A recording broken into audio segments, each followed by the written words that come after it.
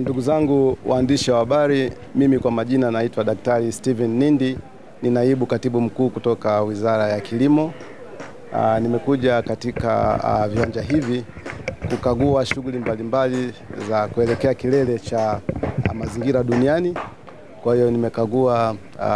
shughuli ambazo zinafanywa na sekta mbalimbali za umma na zisizo za umma,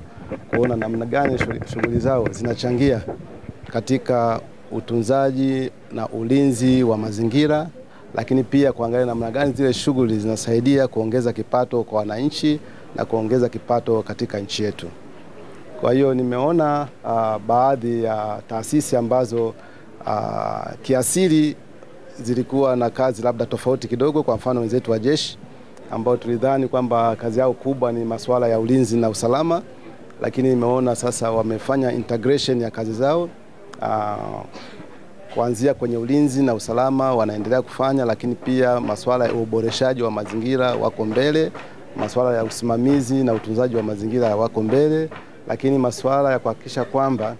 wanatumia mazingira yale kuboresha kipato katika jeshi, kutengeneza bidhaa mbalimbali, lakini pia kusaidia wananchi wanaozunguka katika makambi yao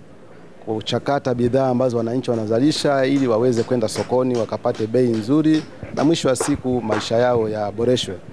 Lakini pia nimetembelea kama ofisi ya makamu wa rais inayoshughulikia masuala ya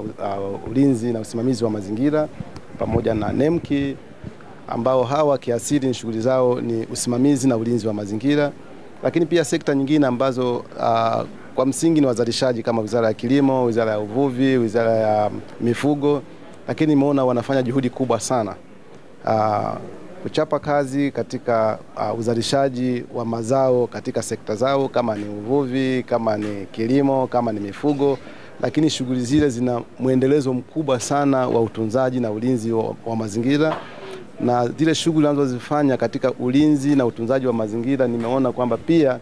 mwisho wa siku zinaboresha kipato cha wananchi, shughuli mbalimbali ambazo ndani yake kuna mifumo ya kiuchumi ambao mwisho wa siku wananchi huko anafanya shughuli za ulinzi wa mazingira, lakini huko anapata kipato ambao mwisho wa siku pia taifa linapata kipato. Kwa hiyo nadhani juhudi hii ikiendelea, mwisho wa siku tutakuwa na mazingira yaliyoboreshwa kwa kiasi kikubwa, lakini pia tutaongeza uzalishaji katika sekta zetu, na mwisho wa siku kipato kwa wananchi wetu, kipato kwa serikali kitaongezeka, na uzalishaji ukiongezeka basi tutaweza sasa sio tu kuuza mazao yale ndani ya nchi yetu, lakini pia hata nje ya jumuiya yetu ya Afrika Mashariki, jumuiya yetu ya SADC, Afrika, hata katika dunia nzima. Kwa hiyo utunzaji wa mazingira, kauli yangu nahakikisha kwamba utunzaji wa mazingira ni wa muhimu sana katika kuboresha mifumo yetu ya uzalishaji katika sekta zetu mbalimbali,